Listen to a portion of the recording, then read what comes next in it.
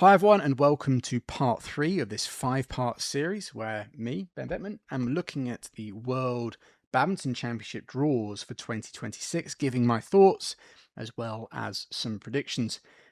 If you haven't already seen them, I've already released 2 episodes, the mixed doubles and the women's doubles. This today is the men's doubles. The men's disciplines, as of late, over the last couple of years, definitely since the Paris Olympics, have been very difficult to predict. The men's singles more so than men's doubles, but I feel the men's doubles is starting to settle. We're starting to see some more. I know we've had Kim Won-ho and Serson Jay dominating last year. We had the arrival of Alfie and Fikri, who have now become the kind of clear-cut world number twos. But I think we're starting to see a little bit more of a settle and separation when we look across the top pairs in men's doubles. I actually think the fact that Kim Won-ho and Serson Jay have slightly lost their shine, not quite as dominant as last year, they're still performing very well, actually makes predicting the men's doubles overall anyway a little trickier. But anyway, going to use the same format I've done for the previous videos, and that is that I'll be looking at each quarter of the draw.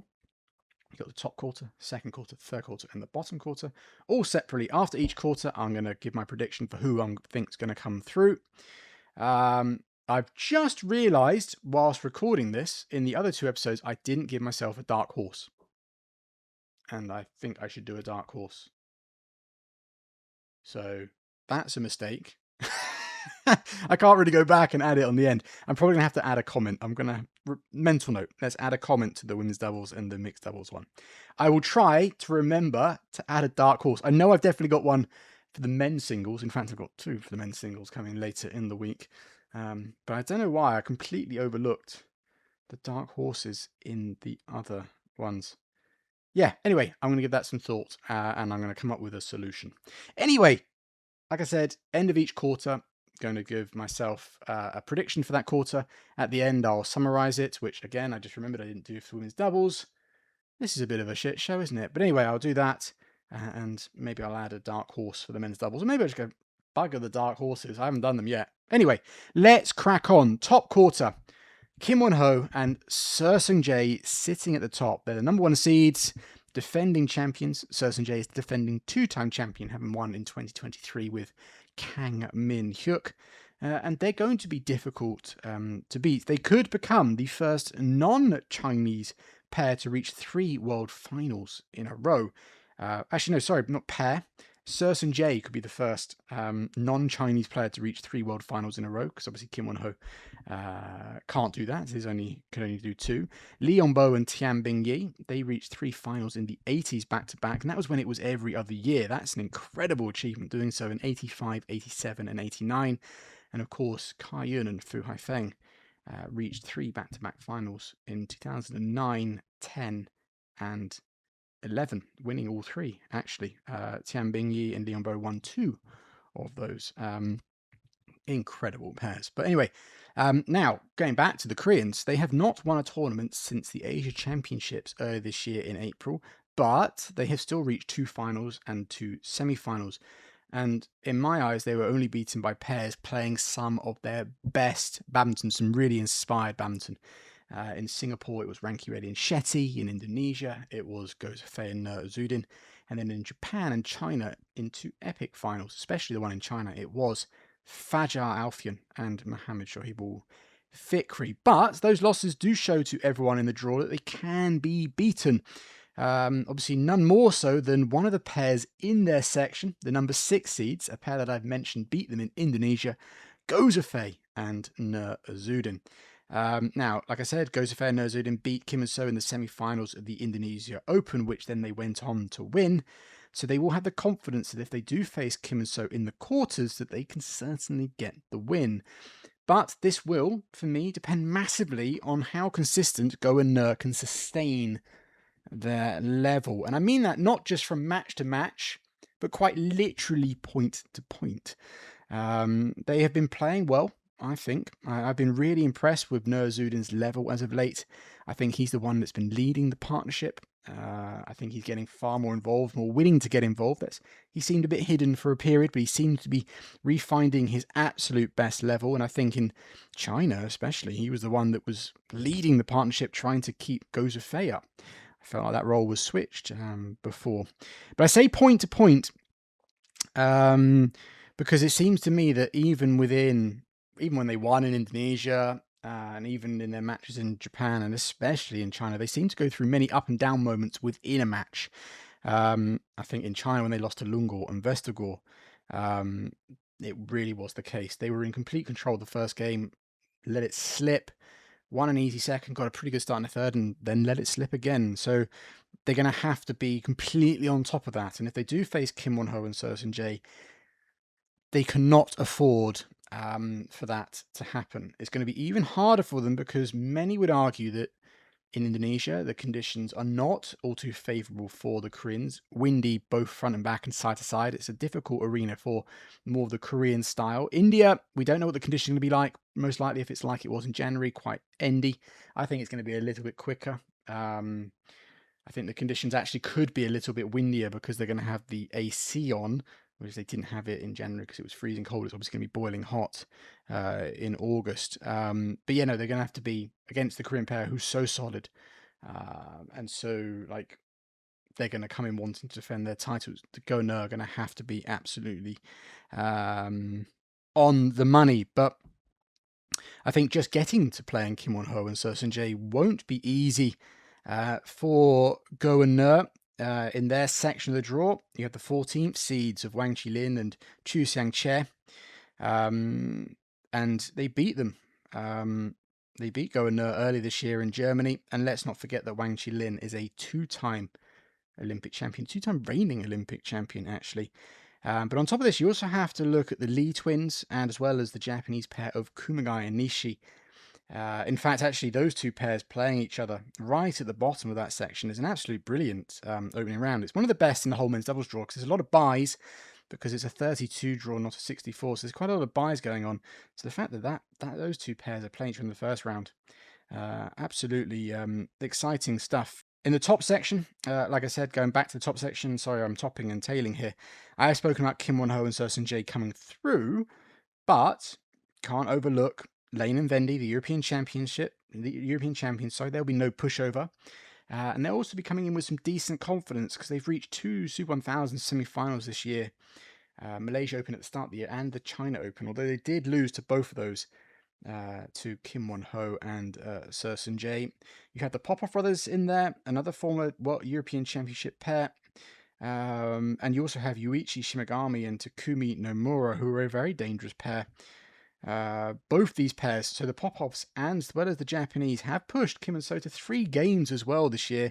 The Popovs at the All England and the Japanese pair lost 19 in the third at the Indonesia Open last year. So I did say this year, but they have pushed, both those pairs have pushed the Koreans to 3 games. So it's not an absolute certainty, although it's quite likely that the Koreans will at least get through to the quarterfinals. Prediction-wise, I've gone with the Koreans. I think Seo Sun-jae hasn't looked his best since the Thomas Cup earlier this year. He has looked the more vulnerable of the two Koreans in general, but still they haven't lost before a semi-final since the Denmark Open last year, and it's only happened 3 times in their a year and a half together. I am tempted to have the Lee twins as a dark horse pick. Talking of dark horses, I've been impressed with them recently, and they've always seemed to play well against good pairs and have had some decent results. But I think prediction-wise, I think Kim Won-ho and Seo Sun-jae, I think the conditions probably will favour them a little bit more than in Indonesia against Go and Ne. And I'm doubtful, although it's not 100% doubt, that Go and Ne can sustain enough consistency to really beat. They've definitely got the skill set. They've shown that. But I think the conditions bring it a little bit more back to the Koreans. And I'm just a little bit unsure of whether the Malaysians can just be consistent enough throughout the course of a match to defeat the Korean pair. It could be, if it's an Endy Hall, it could come down to who wins the toss. that could actually be quite a factor. Right, moving on, second quarter. It's an interesting quarter for me, mainly because at the top we have the two Malaysian partnerships, Aaron Cha and So Yik, and Manwei Chong and Tin Kai Wen, possibly playing their final tournament together. Aaron Cha and So Yik and Man and T are splitting up to form their own partnerships. Aaron Cha will be with T Kai Wen, and So Yik with Man Wei Chong. They're even being kept apart at the Asian Games, another major tournament, which has fueled the feeling that these pairs will be permanently split. But maybe either one of them winning the world title might change the coaches' minds. Who knows? I think if either of them actually were to win the world title, that would certainly be like give the coaches some reason to pause and go, well, hang on a minute, do we actually change this? That would be quite interesting. Okay, looking at their section, each pair should make it to the third round where they are to face each other. Now, I think before then, you've got Aaron Cha and So Yik should face Sukpun Perachai and Pakapon Teratsukun, which actually would be the Malaysians' first match because they've got a bye, which I think doesn't make it easy at all. And I think what makes it extra interesting is that these two pairs, the Thais and the Malaysians, have faced once before, and it was actually in India last year. And the Malaysians won only 21-18 in the third. For the other Malaysians, Man and T, they will likely face American pair Presley Smith and Chen Ziyi, a pair who shouldn't be underestimated. I said that about most of the American pairs so far in these little mini breakdowns, but definitely as soon as they reached the quarterfinals of the Japan Open recently and pushed Go and Nur to 3 games, Presley is a very versatile player, having reached the quarterfinals of Malaysia Open in the mixed doubles as well. But the Malaysians do hold a 1-0 head-to-head advantage. I'm going to come back to those two pairs. I'm going to quickly look at the bottom section. And for me, there's 3 pairs that stand out there. You've got last year's world finalists, Chen Bo Yang and Liu Yi. Very strong defensively, had a good attack. They got the semi-finals at All England, won the German and Australian Open too. They can attack too. And always very capable. You have Li Zhehui and Yang Po Xuan, unseeded, incredibly dangerous unseeded pair. Haven't had the best of seasons so far, but still very capable. Yang Po Xuan, I mentioned this in the mixed doubles one. It could depend a little on how well he does in the mixed doubles if that affects the preparation. And then you have the 13 seed in there, Lundgaard and Vestergaard, Denmark. Vestergaard has dropped mixed doubles. He had a good run at the All England earlier this year, but he is focusing on the doubles. European bronze medalists had an up and down Thomas Cup, but big wins.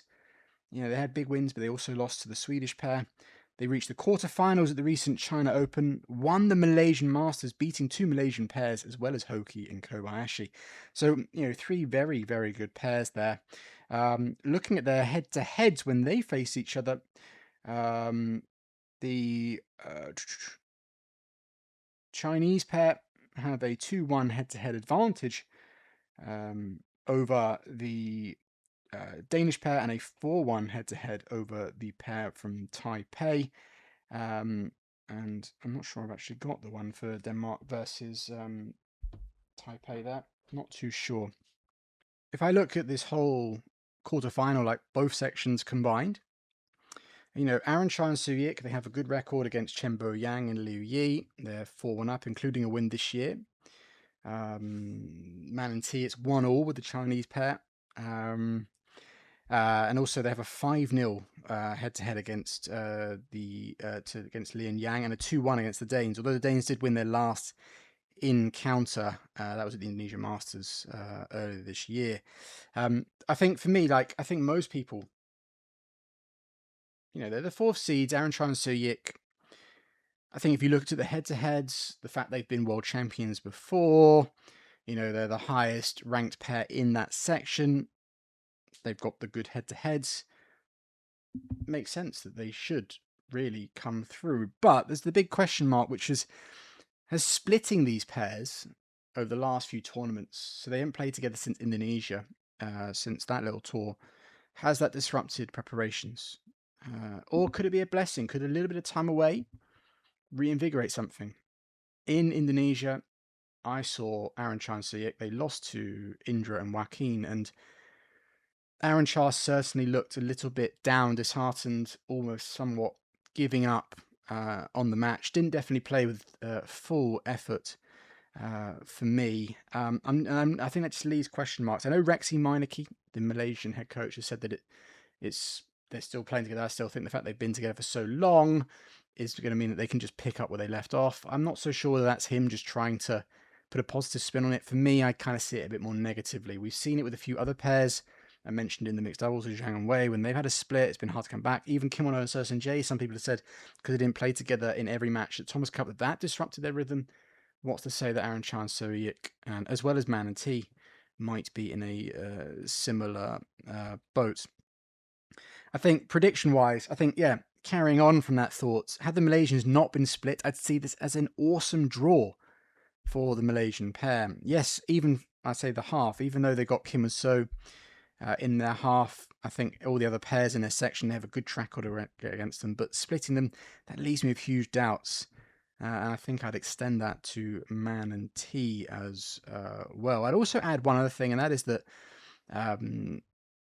all these players have been playing in the Taipei and Malaysia Korea Masters as well, so it means even less time to truly prepare and get back to their old partnerships. Had they split them up for China and Japan, and then it was a month where they're basically, no tournaments, but they're training back together, maybe that would give me a little bit more hope. But the fact they've been playing more tournaments where they're playing with their new partners or with their different partners, that means that they're literally, and I think Man and Soe-Yik are actually in the final of the Korea Masters. No, they are.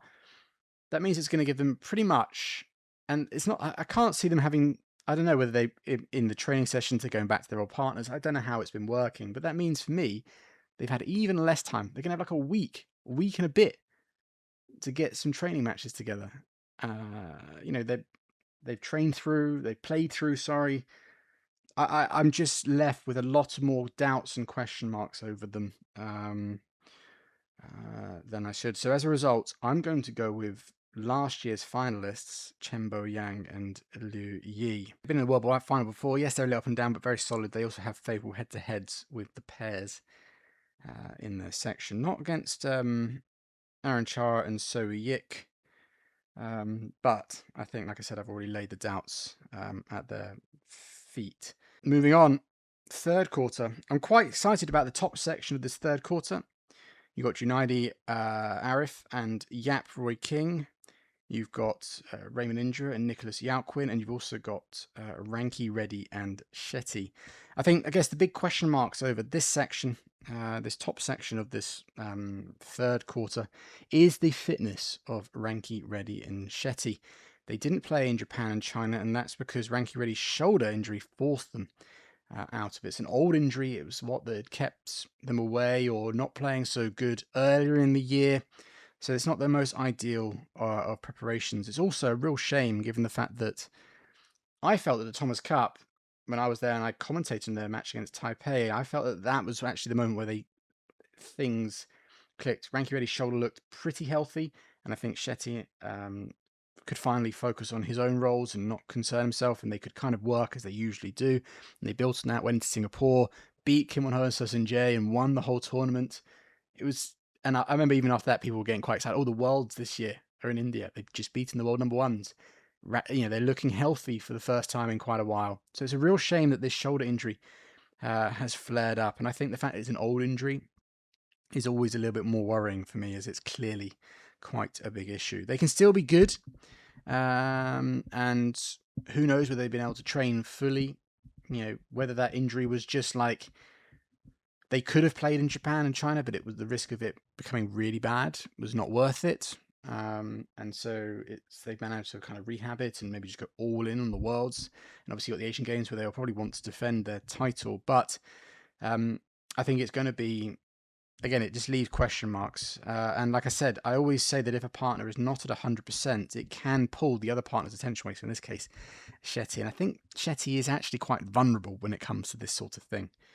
I think he can be easily pulled by that sort of situation. And so again, I hope, we always hope that players aren't injured or players are fully fit. And I'm sure there's lots of Indian fans, because it is in India, that going to want to see them do really, really well. But it just leaves that doubt for me at their feet.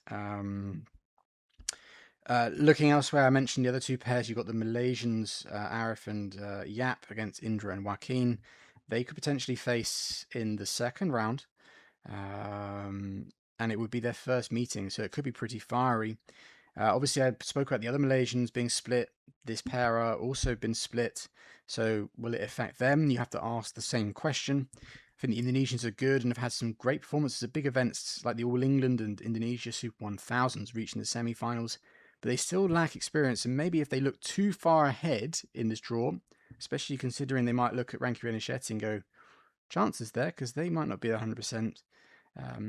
And they might see this as overall a pretty good draw. And if you look even further down the draw to the bottom bit that I'll get to in a second, they could also see their chances there.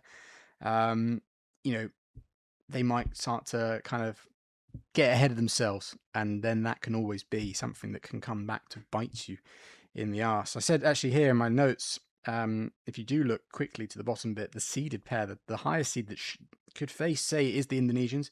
It could be Wang and Liang, and they played once, and it was at the All England in the quarterfinals, and the Indonesians beat them very comfortably. So they could be going, wow, this is a real chance for us to get into the medals. And if you do look too far ahead, like I said, it can come to bite you in the arse.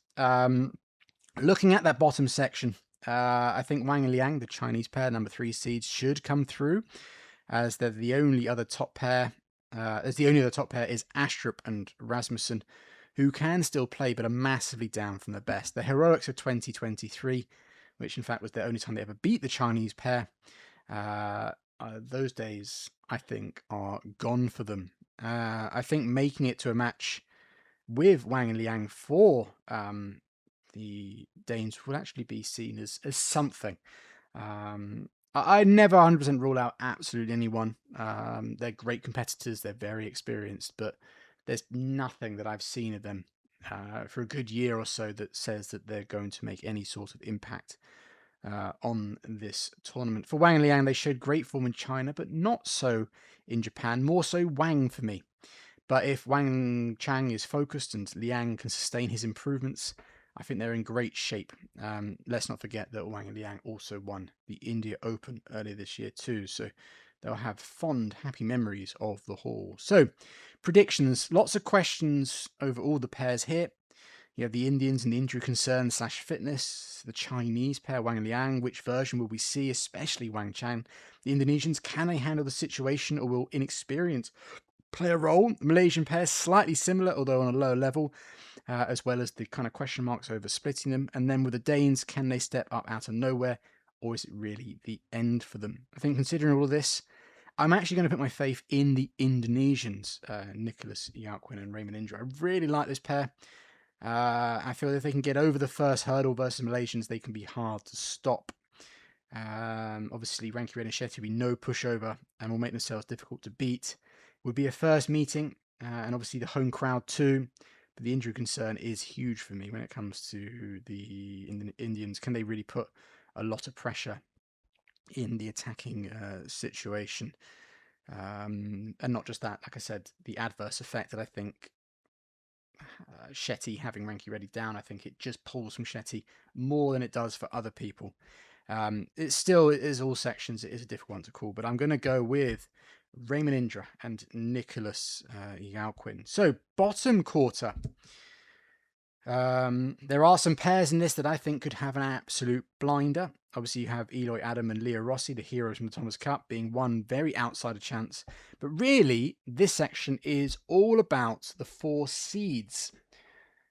And let's work our way through them, starting with the number 9 seeds, Gautama and Isfahani. I love this pair. When they are playing well, I think they're an absolute joy to watch. I really am a fan of Isfahani. His read on the game is beautiful. He had some knee issues at the beginning of the year and for most of the season, but they do seem to be behind him, and we've seen them perform well since, although, albeit a little up and down. I think in Japan and China, they beat good pairs like Wang Shilin and Chu, and then the 2 Aarons, but then losing heavily to Lane and Vendy in both of them. In retrospect, I guess this year, they haven't performed or got deep in tournaments outside of Indonesia, so maybe that could somewhat rule them out. But I do like watching them, and I've always been a big fan of theirs.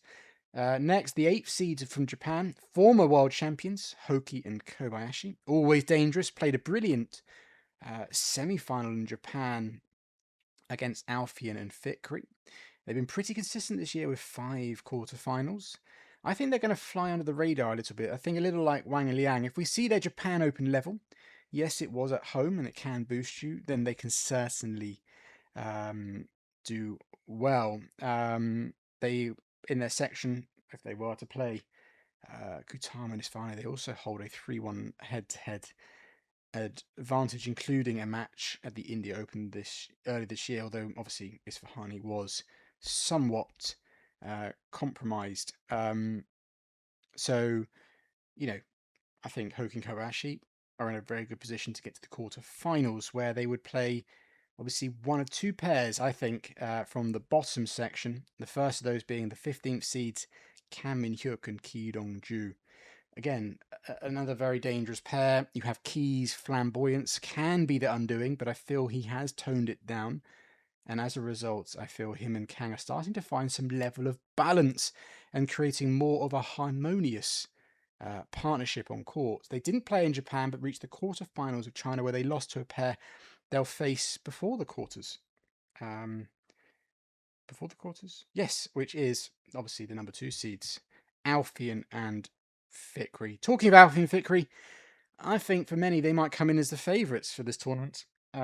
This is their debut as a pair in the World Championships, although they've played plenty of World Championships before, especially Alfian, who has been a bronze medalist before with Ardianto. And the reason I say that people might look at them as the favourites is because the last 2 tournaments they played, Japan and China, they won.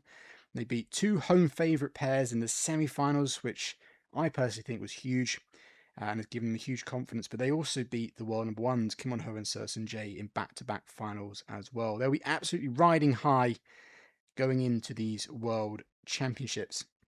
This could be their first Worlds together. Could that add? And with the fact they won, it gives you confidence and allows you to come in feeling good, but comes with additional pressure. We won the last 2 big tournaments. We've beaten all the best pairs. We should do it again. And then, but this is a World Championship, and neither player has won a Worlds, I think, or even been in a World Final before. So again, it's a step up the Worlds. I know this every year, so it doesn't quite have the same. You could see it as another regular tournament, but just the name and the history and everything, just being able to call yourself World Champion, it definitely adds an extra layer. Against the Korean pair, it's 1-1 in the head-to-heads, and both of them happened this year.